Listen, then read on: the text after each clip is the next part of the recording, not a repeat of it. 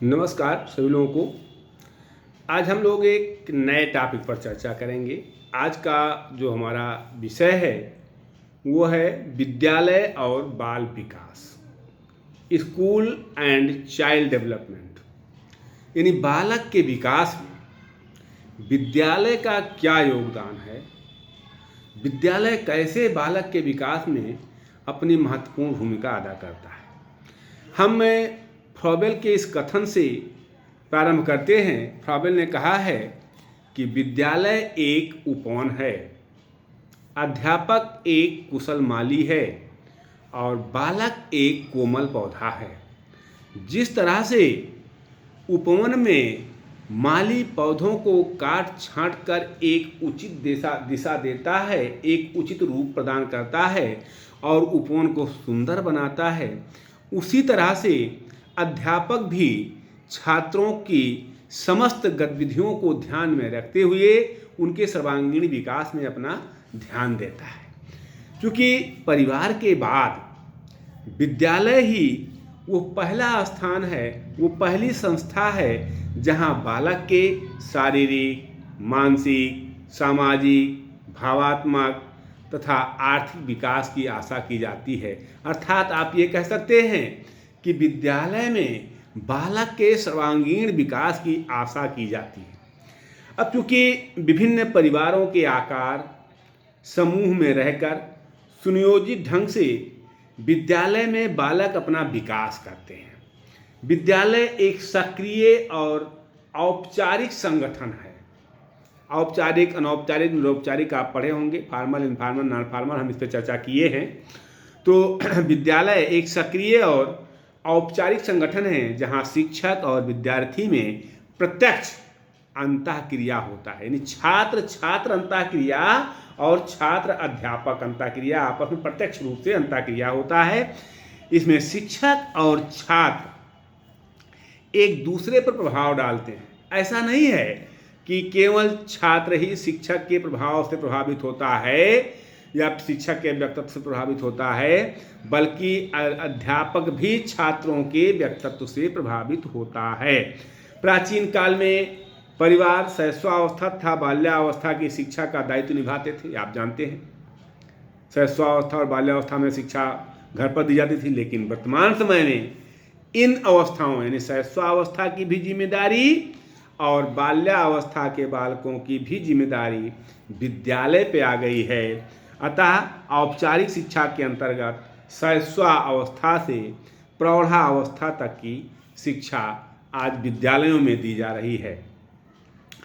अब प्रत्येक बालक को समझना, प्रत्येक बालक में छुपी हुई उसकी शक्तियों को पहचानना, क्योंकि हर बालक अपने आप में यूनिक होता है, तो उसकी जो क्षमता है, उसके अंदर जो शक्ति छुपी हुई उसे पहचानना, उसे प्रेरणा देना, उसमें रुचियां विकसित करना तथा उसके व्यक्तित्व का पूर्ण विकास करना, ये शिक्षा का लक्ष्य है। अब विद्यालय बालकों को ऐसा वातावरण प्रदान करता है जहां स्वयं ही बालक शिक्षित हो जाता है, अपने आप शिक्षित होता चला जाता है। तो विद्यालय कैसे बालकों को शिक्षित करता है, कौन कौन से कार्यक्रमों में वो बालक की महत्वपूर्ण भूमिका अदा करने के लिए उसे प्रेरित करता है। जैसे आप मान लीजिए पाठ्यक्रम की बात करते हैं, पाठ्यक्रम तो होता ही है, पाठ्यक्रम के द्वारा करता है। हम इस पर अलग से चर्चा करते हैं। शिक्षण विधि कौन सी अपनाई जा रही है, जो टीचिंग मेथड है या टीचिंग पैटर्न, कौन सा अध्यापक कौन सा विधि प्रयोग करता है और कौन सा छात्र किस विधि से बेहतर ढंग से सीख सकता है, शिक्षण विधियाँ हो गई। या को करिकुलर एक्टिविटीज हो गया, पाठ्य सहगामी क्रियाएं जो हो गई, जो पाठ के साथ साथ पाठ्य सहगामी क्रियाएं चलती हैं, उनके माध्यम से सिखाया जाता है। विद्यालय का वातावरण हो गया, कैसा एटमॉस्फेयर विद्यालय का है, ये भी बालक के सीखने में महत्वपूर्ण योगदान देता है। अनुशासन, अनुशासन ही देश को महान बनाता है। मैंने इस पर चर्चा किया है कि अनुशासन 3 तरह का होता है, प्रभावात्मक, दमनात्मक, मुक्तात्मक। आज के परिवेश में दमनात्मक अनुशासन प्रभावी नहीं है, आज के परिवेश में मुक्तात्मक अनुशासन भी नहीं रख सकते हैं, तो प्रभावात्मक अनुशासन बना करके और विद्यालय अध्यापकों छात्रों में अनुशासन उत्पन्न करता है। शिक्षक का व्यवहार निश्चित तौर पर जो है बिहेवियर ऑफ टीचर, ये ज़्यादा महत्वपूर्ण होता है कि शिक्षक का व्यवहार कैसा है छात्रों के प्रति, छात्रों को कैसे वो प्रेरित करता है, निर्देशन जो गाइडेंस है, गाइडेंस कैसे देता है, चरित्र एवं नैतिकता, इसके द्वारा भी विद्यालय में बालकों को सिखाया जाता है। व्यक्तित्व जो पर्सनालिटी है वो कैसी है, पर्सनालिटी शिक्षकों की क्या है, किस तरह से बालक को सीखने में योगदान देते हैं, और विभिन्न प्रकार की योग्यता, तमाम जो है डेवलपमेंटल एबिलिटीज़ हैं, इनके माध्यम से भी बालकों को सिखाया जाता है। तो जो पहला पॉइंट है वो है पाठ्यक्रम। आप इस बात को जानते हैं कि बालक की अवस्था और रुचि के अनुसार पाठ्यक्रम बनाए जाते हैं, बालक की अवस्था को देखा जाता है, इसलिए पाठ्यक्रम का निर्माण बड़ा कठिन कार्य है, बड़ा दुरूह कार्य है, बड़ा दुष्कर कार्य है। बहुत आसान नहीं, कोई भी चीज़ आप पाठ्यक्रम में रख दीजिए। पाठ्यक्रम बनाने में बालक की आयु को देखा जाता है, बालक की रुचि को देखा जाता है, बालक की योग्यता को देखा जाता है, तब पाठ्यक्रम का निर्माण किया जाता है।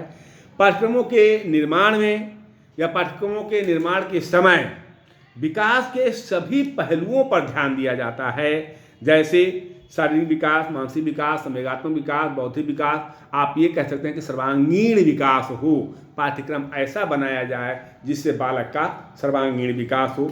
उदाहरण के लिए हम आपको एक चीज़ बताते हैं कि शिशुओं का पाठ्यक्रम, जो शैशवावस्था के बालक बालिकाओं का पाठ्यक्रम है, वो पुस्तकीय न होकर उसको क्रियात्मक बनाया जाना चाहिए, या क्रियात्मक बनाया जाता भी है।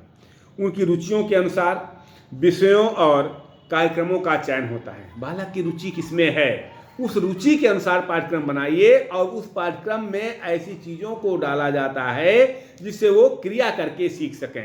अर्थात ये ध्यान रखा जाता है कि शिशुओं पर मानसिक बोझ ना पड़े, साथ ही साथ उसमें भाषा, गणित तथा लिखने पढ़ने का ज्ञान विकसित हो सके। और इसी प्रकार बाल्यावस्था में भी खेल कूद को पर्याप्त अवसर देते हुए उनकी क्षमता और विकास की दृष्टि से विषयों का चयन किया जाता है या पाठ्यक्रम बनाया जाता है।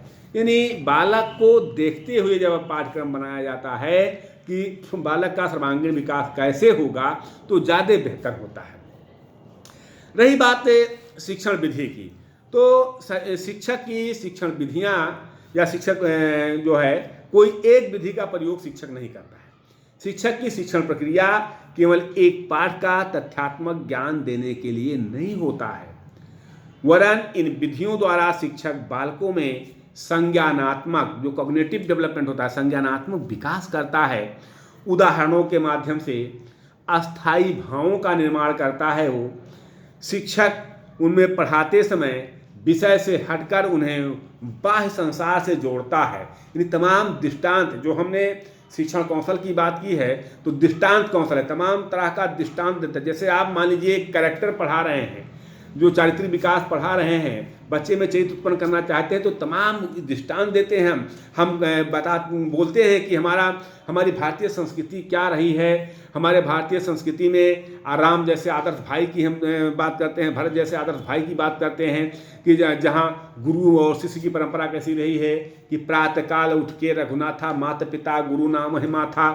किस तरह से भाई के लिए जो है भाई वनवास चला जाता है, किस तरह से पति के साथ पत्नी अपना पत्नी धर्म निभाते हुए वनवास चली जाती है। भाई वनवास तो राम को मिला था, सीता को तो नहीं मिला था, लेकिन सीता भी वनवास जाती हैं और लक्ष्मण भी। तो इस तरह से हम दृष्टांत देते हैं, दृष्टांत कौशल के द्वारा, यानी हम बाहरी संसार से उसको जोड़कर और उनमें प्रेरणा तथा रुचियों का विकास करते हैं। विद्यालयों में शिक्षण की विधियाँ खेल, भ्रमण, कहानी और गीत संगीत होती हैं। खेल के द्वारा, भ्रमण के द्वारा, कहानी के द्वारा, गीत संगीत के द्वारा। इसमें बालकों की ज्ञानेंद्रियाँ और कर्मेंद्रियाँ, चूँकि 5 ज्ञानेंद्रियाँ होती हैं और 5 कर्मेंद्रियाँ होती हैं, तो ज्ञानेंद्रियाँ और कर्मेंद्रियाँ दोनों विकसित होती हैं। अच्छी शिक्षण विधि वह कही जाती है जिसमें स्वयं करके सीखने, विचार द्वारा सीखने तथा कल्पना और प्रत्यक्षीकरण का अवसर मिलता है, वो अच्छी शिक्षण विधि मानी जाती है। इसके द्वारा बालक की मानसिक शक्तियों का विकास होता है। समूह में शिक्षण और क्रिया कारण बच्चों में सरलता से अभिव्यक्ति होती है, जबकि अगर आप देखें तो परिवार में अकेले में भावनाएं व्यक्त नहीं हो पाती हैं। परिवार में किसके सामने भावनाएं व्यक्त करेंगे? यहाँ समूह में है, बच्चों के साथ में है, अध्यापक के साथ में, तो अपनी भावनाओं को व्यक्त करते हैं आप। तो बालकों में इसी प्रकार कुछ छुपी हुई प्रवृत्तियाँ होती हैं जिनके लिए भी विद्यालय अवसर प्रदान करता है। इसी प्रकार जब सहज प्रवृत्तियों का विकास तथा मूल प्रवृत्तियों में शोधन का कार्य भी विद्यालय का शिक्षण विधियों द्वारा संभव हो पाता है। तो आज हम बस यहीं से अपनी वाणी को विराम देते हैं। कल जो अन्य चीज़ें बची हैं, को करिकुलर एक्टिविटीज़ और डिसिप्लिन तथा सोशल एनवायरनमेंट, इन पे चर्चा करेंगे कि विद्यालय कैसे बालक के विकास में या सर्वांगीण विकास में अपना महत्वपूर्ण योगदान देता है। इन्हीं शब्दों के साथ मैं अपनी वाणी को विराम देता हूँ। अगर आप लोगों को वीडियो अच्छा लगे तो लाइक और सब्सक्राइब जरूर कीजिएगा। Thank you very much.